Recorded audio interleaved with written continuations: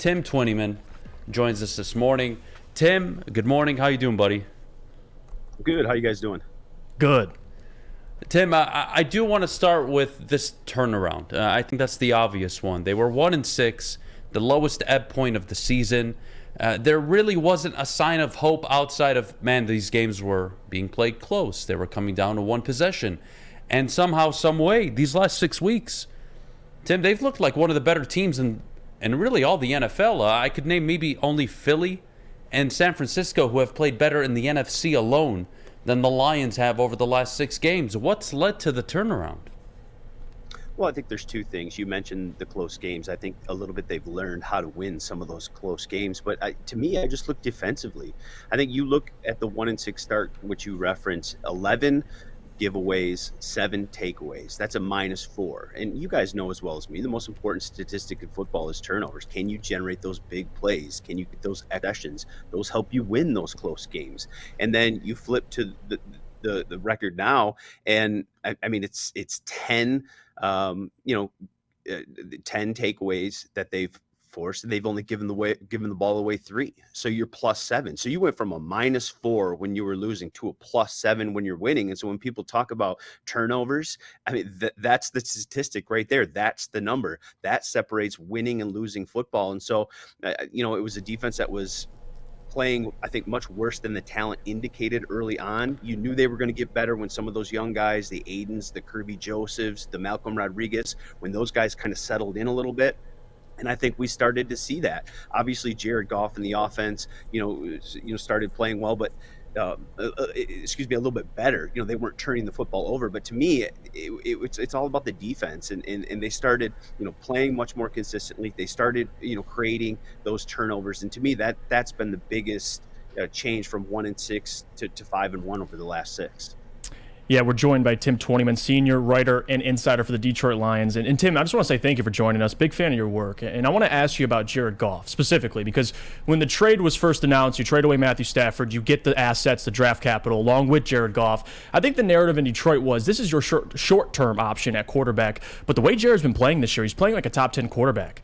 And now you're having the conversation of, could he be the long-term answer? What kind of flexibility does Jared Goff, the way he's playing, give the Lions moving forward? Because the conversation last year in the draft, you got to take a flyer. This year you have that Rams pick. Could they take a quarterback? What has Jared Goff done with his play now to give the Lions flexibility moving forward? Well, I think he's certainly, obviously the quarterback of the present, but I think the way he's playing, he's showing that he's the quarterback of the future as well. I mean, let's not forget Jared Goff's only 28 years old. So it's not like we're talking about a 31, 32-year-old quarterback who maybe you're trying to find the next guy. I mean, he's going to be playing in this league 7, 8, 9 more years. Will that be in Detroit? I mean, his play is going to dictate that. But I think he's played well enough this year to be like, hey, I think we've got something in Jared Goff. I mean, let me pose this question to you guys. In the NFC, outside of Jalen Hurts, is there a better quarterback right now? Is there anybody? There's in the NFC no quarterback playing at a football? higher level. I would agree with you right now in the NFC, maybe outside of Jalen Hurts. I think that answers your question then, right? I mean, he's playing some of the best football in the conference. He's got this team playing meaningful football in the month of December. I just think he signed for 2 more years. I think in 2 more years, that contract is going to be very, very reasonable. I think it's reasonable now. When you look at some of these quarterbacks now going for $40, $50 million a year, $25, $26 million a year for Jared Goff over the next 2, that's almost a bargain the way he's playing. I think it gives this team a ton of flexibility. You've got 2 first-round draft picks. You've got 2 second-round draft picks. We talked about the defense being a little bit better, but obviously, they need some more studs on that ball. They could use another linebacker. They could use some corner depth. They could use another safety. So I think Jared playing the way he is gives them a ton of flexibility to really improve, that defense with some of those top picks. And now I think with the offense playing the way it is, and you improve and add some talent to that defense, boy, the prospects in 2023 look pretty darn good. Tim, when this trade originally happened and you trade away Matthew Stafford and you get the 2 first-round picks, you get Jared Goff, and yes, the word bridge quarterback is probably used more often than it should be, but I really thought from the beginning if he could give you 50, 60, maybe even 70% of what Alex Smith gave to the Kansas City Chiefs leading up to them drafting Patrick Mahomes, that alone would be more valuable than the picks. with the way he's playing right now, I don't want to look too far ahead and say this is a team that will contend for the division next year. But my goodness, the way they're playing football, I don't think outside of Philly and the Niners right now, there is any team in the NFC that's more dangerous than the Lions. Am I wrong to say that Jared Goff could be what Alex Smith was those 2, 3, 4 years possibly leading up to them moving up in the draft and drafting Patrick Mahomes? No, I think it's very fair. I mean, like I said again, he's 28 years old. I mean, he's still a fairly young player in this league. I mean, if you think of just where quarterbacks stack up age-wise, how long some of these guys are playing into the league, I was with you. I thought Jared Goff had a lot to prove, during the trade, and I think he's proven it. You wanted to see markable improvement. There's obviously a lot of pressure on Jared coming into this season, and I think he's answered it. I think he's answered the bell. He's risen up, and he's taken this team to playing meaningful football in the month of December. I always thought after last year winning 3 games, I thought the floor for this team was, hey, they had to double their win total. They had to get to at least 6, and they had to be in the graphic in December, right? Playing meaningful football. And so I think, Jared Goff and this team have accomplished that. And, you mentioned, I don't think, we should be looking at them being favored for the division next year. I think that's exactly what they should be. I think that's the natural progression. I think you won 3 games. Now you've won at least 6, and you've played meaningful football in the month of December. Now I think in year 3, with Jared Goff at the helm, I think you should be competing for a division title, and at the very least, be entering the playoffs as a wild card. And if that's the trajectory, then and the expectation, then I think Jared Goff has very much done his job and very much earns the right to try to take Detroit to that level in 2023. Yeah, and Tim, we got a big matchup this week. Lions taking on that Jets defense. 2 players I'm going to be keying in on is Sauce Gardner, Aiden Hutchinson. And you talk about the defense and their turnaround over the last 6 games. Aiden's been a big part of that. You see more consistent performances out of him getting better and better. I want your thoughts on just the Defensive Rookie of the Year race, him between Sauce, and really how well Aiden's played up until this point to really insert himself into that conversation of possibly winning the award. Could he jump Sauce? I think it's going to be hard to jump Sauce. You look at just Sauce. I don't even think. I think when you talk about Sauce, you're not just talking about him being a Rookie of the Year candidate.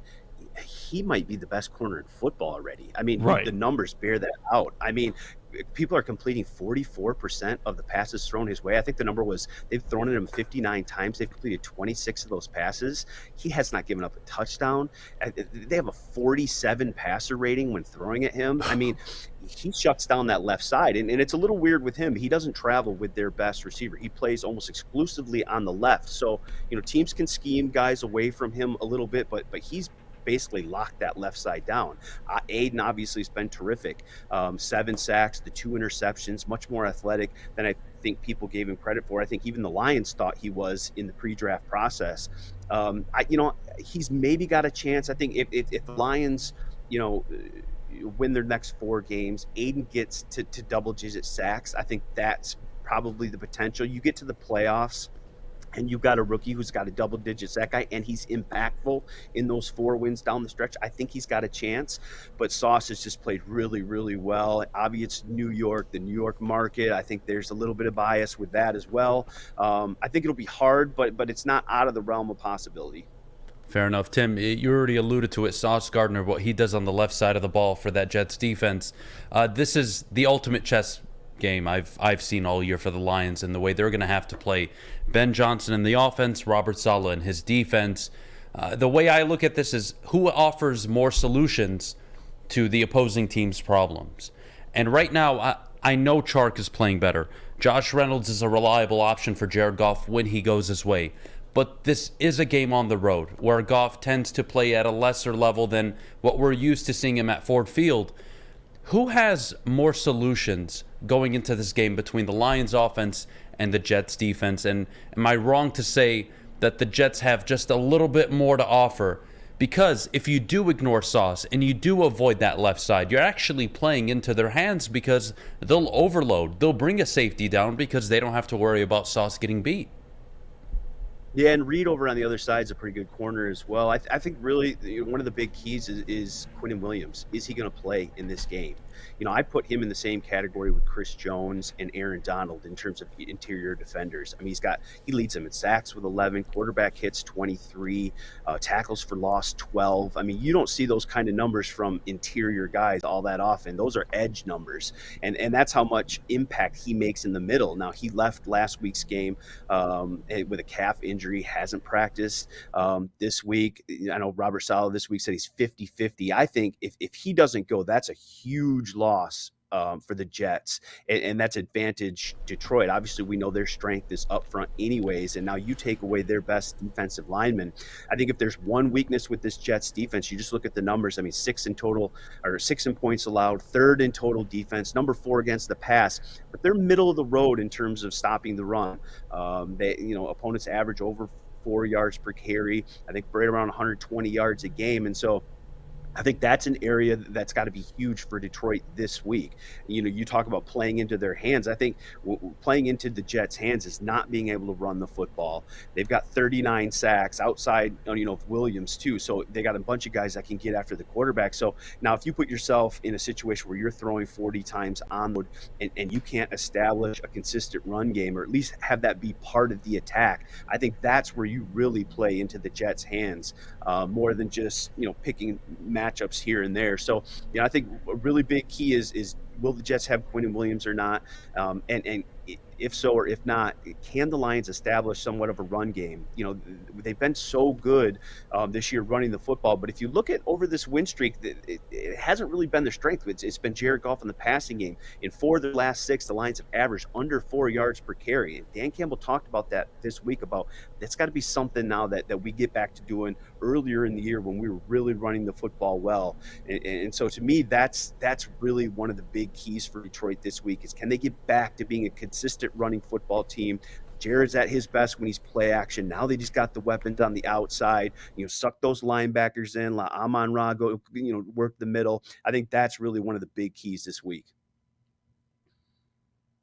Tim, we'll leave you with this one. I want to bring up, because one of the many bright spots of this team is Ben Johnson, of course. And last year, he was kind of in the background as the pass game coordinator. Now, first-year offensive coordinator. The Lions offense, clearly the strength of this team. And with Jared Goff's success and Amon-Ra St. Brown and so on and so forth, I want your thoughts on the job he's done so far. And I know there's already talks about the possibility of him eventually becoming a head coach, because what Ben Johnson does, a young, innovative offensive coordinator, teams are going to look at that and want to interview him and want to speak to him.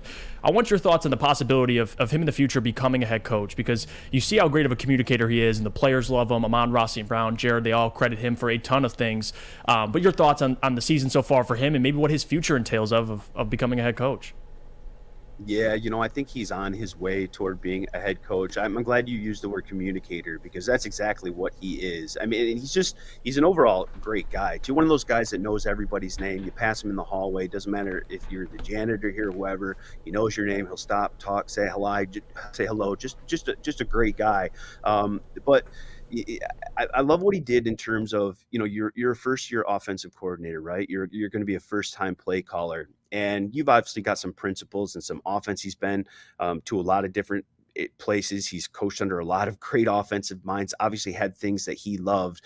But instead of taking a quarterback and saying, hey, this is going to be my offense, this is my principles, this is what I love, we're going to do it this way. He said, no, Jared, why don't you come in and let's build this thing together. Jared, what do you like to do? What are things you don't like to do? What are your strengths? And really made Jared a huge part of, building this offense and tailoring it to what Jared does well. And I thought that was the best thing, Ben Johnson could do. And I just think that speaks to his character. It speaks to, how he can build a team, build a culture when he does become a head coach, because I think he's on that track. He's just been terrific. I mean, you look at the play call to Penei Sewell, some of the stuff that opposing coaches talk about. When Robert Saleh this week talked about creativeness, he wasn't talking about the run game with Ben Johnson. He was talking about how how creative Ben Johnson is. Excuse me, he wasn't talking about the pass game. He was talking about how creative Ben Johnson is in the run game, in some of those run concepts. And so he's really innovative. He's smart. He's a terrific communicator. Obviously a good play caller. Everybody loves him on offense. I haven't talked to an offensive lineman, a receiver, a running back, anybody who doesn't credit Ben Johnson for this offense being where they are. So yeah, I think he's on the fast track, but selfishly here in Detroit, you hope maybe that's 2024, 2025, so you can see where this thing goes one more year with Ben Johnson at the helm. Absolutely. Well, look, Tim, I can't thank you enough for joining us. Ladies and gentlemen, Tim Twentymen, the Detroit Lions senior writer and insider. Tim, it was a pleasure. Thank you for coming on today. All right, guys, have a good day. You too, buddy. Appreciate it.